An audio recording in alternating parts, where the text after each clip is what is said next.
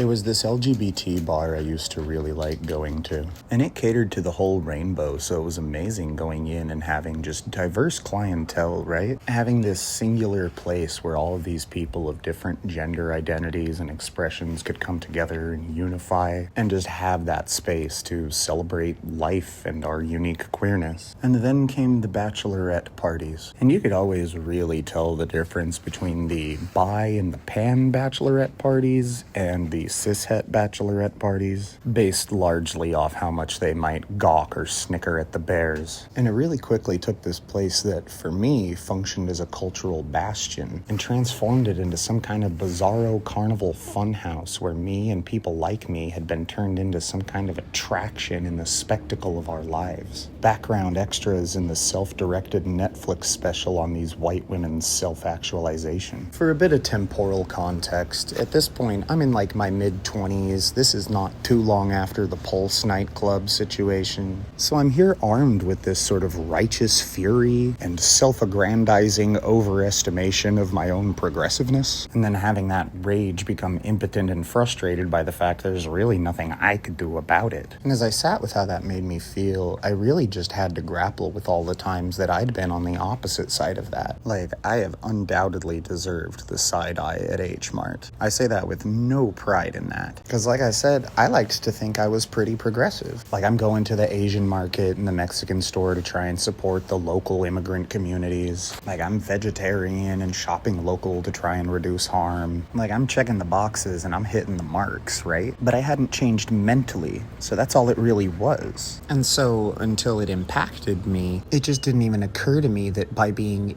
in these spaces that were not meant for me, it was a transgression, let alone how I acted within them. Because to me, it was just a grocery store.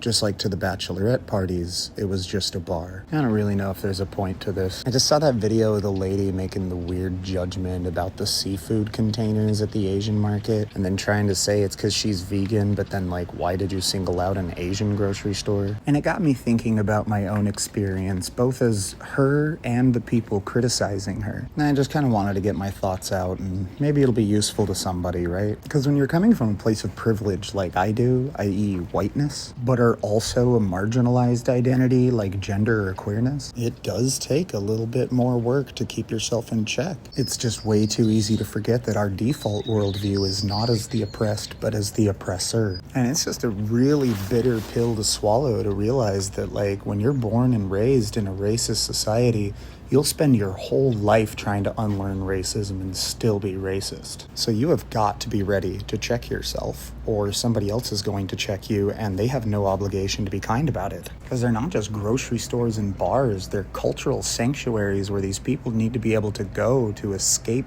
having slurs thrown at them, or being mocked for keeping their traditions alive. So when you go into these places they've been de facto segregated to and bring that with you, yeah, you're gonna catch heat, and you gotta be ready to take that L with grace, because yeah, all the rhetoric and flags and uniform of progressivism are meaningless if you're still acting and thinking like an imperialist.